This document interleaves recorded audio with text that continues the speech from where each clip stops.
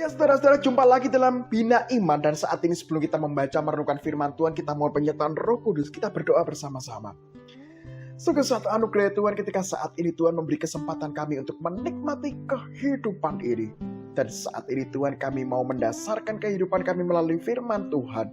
Dan saat ini kami membuka telinga kami, membuka pikiran kami, dan membuka hati kami agar firman Tuhan ini senantiasa terus menerus mewarnai kehidupan kami. Terima kasih Tuhan, dalam nama Yesus berfirmanlah, kami siap untuk mendengarkan, merenungkan, dan menghidupi firman-Mu. Amin. Suatu hari saudara-saudara, saya mengantri di sebuah bank. Dan ketika saya ngantri, saya ke loket mendapatkan tiket. Tertulis tiketnya adalah antrian nomor 78. Nah kemudian saya mencocokkan, sekarang nomor berapa sih? Karena saya dapat nomor 78. Ternyata saudara-saudara, antriannya sekarang baru antrian nomor 46. Waduh, sampai 78 masih lama banget. Tapi ya sudahlah, karena saya butuh di bank, maka dari itu saya mulai untuk menunggu. Nah, antrian mulai masuk 47, 48, 49, 50, 51, 52. Mulai bosan saudara-saudara. Yang ngantrinya kok lama banget. Kemudian karena tetap saya, kalau saya nggak ngantri, saya harus beresi masalah ini sekarang. Sudah, ngantri aja. Tetap bersabar lagi. Nah tapi saudara-saudara, lama-lama antriannya tuh kan, kalau tadinya tuh kan agak-agak lumayan cepet lah ya. Sudah mulai 51, 52, 53, 54, 54 ke 55 mulai lama saudara-saudara. Nah, dari 55 ke 56 mulai tambah lama lagi. Nah, disitulah saudara-saudara, saya mulai, waduh ini kok tambah lama ya. Gimana ya? Saya mulai tergoda untuk ganti bank yang lain. Jadi bank yang sama mereknya tetapi di daerah yang lain. Supaya apa? Siapa tahu di tempat lain itu antriannya nggak sebanyak ini saudara-saudara. Ya udahlah, diteruskan aja lah. Akhirnya betul sampai 60, 61, 62 sampai nomor 70 saudara-saudara. 70 ini kan saya kan dapat nomor 78 ya saudara-saudara ya. Tinggal nunggu 8 pasti bisa. Nah mulai ya 71, 72, 73. Kemudian apa yang terjadi saudara-saudara? Ada pemberitahuan. Mohon maaf karena ada kendala teknis, maka kami disuruh untuk menunggu lagi. Waduh saudara-saudara, disitulah saya semakin menanti lagi. Ya ampun Tuhan, ini sudah masuk 70 loh, 70-an loh. Tapi kenapa masih nunggu lagi? Ya, maka dari itu saya mulai tergoda. Apa udahlah, tak tinggal aja lah, besok lagi ya. Tapi saya juga mikir, kalau besok berarti saya harus 2 kali ke sini. Ribet, repot. Nah, akhirnya apa yang terjadi? Ya udahlah, mau nggak mau ditunggu. Dan akhirnya muncul pengumuman, kendala teknis sudah kami atasi. Antrian berikutnya nomor 75, 76, 77. Akhirnya saudara-saudara 78 saya dipanggil. Nah, saudara-saudara terkasih nama Tuhan Yesus, mungkin kita pernah merasakan yang namanya ngantri. Sama seperti pengalaman saya tadi. Mengantri, kalau antrian yang cepat itu sesuatu yang biasa saja dan kita sudah senang seperti itu. Tetapi kadang-kadang kita dihadapkan pada situasi di mana kita mengantri sangat panjang dan kadang-kadang kita juga nggak pasti antriannya cepat atau tidak. Dan disitulah kita tergoda untuk keluar dari antrian atau tidak setia mengikuti antrian yang ada.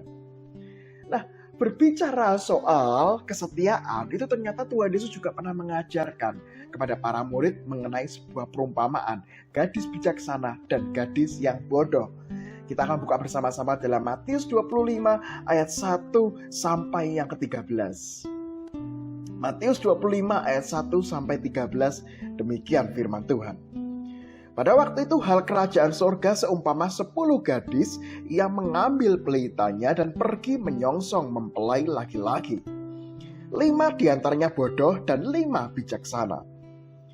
Gadis-gadis yang bodoh itu membawa pelitanya tetapi tidak membawa minyak. Sedangkan gadis-gadis yang bijaksana itu membawa pelitanya dan juga minyak dalam buli-buli mereka. Tetapi karena mempelai itu lama tidak datang-datang juga, mengantuklah mereka semua, lalu tertidur. Waktu tengah malam, terdengarlah suara orang berseru, "Mempelai datang, songsonglah dia." Gadis-gadis itu pun bangun semuanya lalu membereskan pelita mereka. Gadis-gadis yang bodoh berkata kepada gadis-gadis yang bijaksana, "Berikanlah kami sedikit dari minyakmu itu, sebab pelita kami hampir padam." Tetapi jawab gadis-gadis yang bijaksana itu, "Tidak, nanti tidak cukup untuk kami dan untuk kamu. Lebih baik kamu pergi kepada penjual minyak dan beli di situ." Akan tetapi waktu mereka sedang pergi untuk membelinya, datanglah mempelai itu dan mereka telah siap sedia masuk bersama-sama dengan dia ke ruang perjamuan kawin. Lalu pintu ditutup. Kemudian datang juga gadis-gadis yang lain itu dan berkata, "Tuan, Tuan, bukakanlah kami pintu." Tetapi ia menjawab, "Aku berkata kepadamu, sesungguhnya aku tidak mengenal kamu. Karena itu, berjaga-jagalah, sebab kamu tidak tahu akan hari maupun saatnya." Nah, saudara-saudara, bacaan kita itu berbicara mengenai bagaimana pengajaran Tuhan Yesus mengenai berjaga-jaga. Dan satu hal yang menantang di dalam kehidupan beriman adalah bagaimana kita setia berjaga-jaga. Dan ini sudah digambarkan oleh Tuhan Yesus kepada para murid ketika dia hidup. Dan ketika kita berjaga-jaga, ada sebuah tantangan besar, yaitu bagaimana mempersiapkan diri untuk terus-menerus ada dan terus-menerus standby dalam keadaan yang optimal maupun yang prima.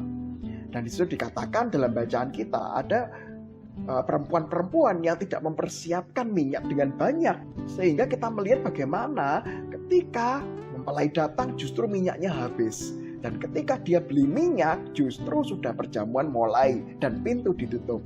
Nah, saudara-saudara yang terkenal Tuhan Yesus, dalam kehidupan ini kita pun sebetulnya dalam keadaan berjaga-jaga. Berjaga-jaga dari apa? Setidaknya dua hal, saudara-saudara. Yang pertama adalah kedatangan Tuhan Yesus untuk menghakimi, atau dalam tanda kutip akhir zaman. Atau yang kedua, saudara-saudara, itu berjaga-jaga dalam arti ketika kita dipanggil pulang oleh Tuhan. Saya nggak tahu usia Anda maupun usia saya, sejauh mana kita ada di dunia ini.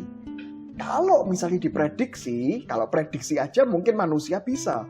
Kalau yang lebih tua Anda, berarti kemungkinan Anda duluan dipanggil Tuhan. Tapi saudara-saudara, prediksi demikian tidak berlaku dalam kehidupan. Bisa jadi yang lebih muda itu dipanggil Tuhan lebih dulu. Nah, oleh sebab itu saudara-saudara yang terkait sama Tuhan Yesus, hari ini kita semua diingatkan. Setidaknya detik ini kita masih diberikan kesempatan kehidupan oleh Tuhan Yesus. Anda dan saya masih bisa menikmati kehidupan. Tapi kita ingat, kita kehidupan itu gak akan selamanya. Dan belum tentu juga kita bisa ketemu hari esok. Jangankan hari esok, nanti pun kita gak tahu akan seperti apa. Namun saudara-saudara, saya bukan mau berbicara soal menakuti soal kematian. No, tapi hari ini kita diingatkan. Selama kita diberi kesempatan untuk menikmati kehidupan ini, tugas kita cuma satu, setia untuk berjaga-jaga. Dalam bentuk apa saudara-saudara? Dalam bentuk senantiasa memeriksa diri. Senantiasa melihat diri kita. Kita sudah siap atau belum sih? Selalu senantiasa dalam firman Tuhan.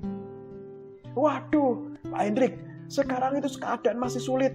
Saya masih punya pergumulan, saya masih punya masalah. Nah, pergumulan, masalah, beban hidup itu bukan berarti kita tidak setia.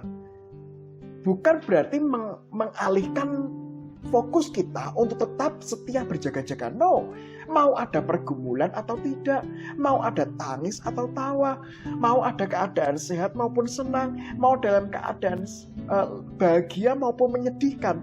Tugas kita cuma satu, tetap satu. Yaitu apa? Setia berjaga-jaga. Sehingga saudara-saudara yang terkasih, apapun kondisi yang kita alami saat ini, mau senang, mau duka, mau sukacita, mau dukacita, mau dalam kelimpahan maupun kekurangan, ingat semuanya tugasnya sama. Berjaga-jaga untuk kita setia mengikut Kristus. Kesetiaan itu akan kelihatan sejauh mana kita terus-menerus memelihara persekutuan kita dengan Tuhan Yesus. Sehingga ketika kapanpun kita dipanggil Tuhan, ataupun dunia ini berakhir, kita sudah siap untuk berjumpa dengan Tuhan Yesus.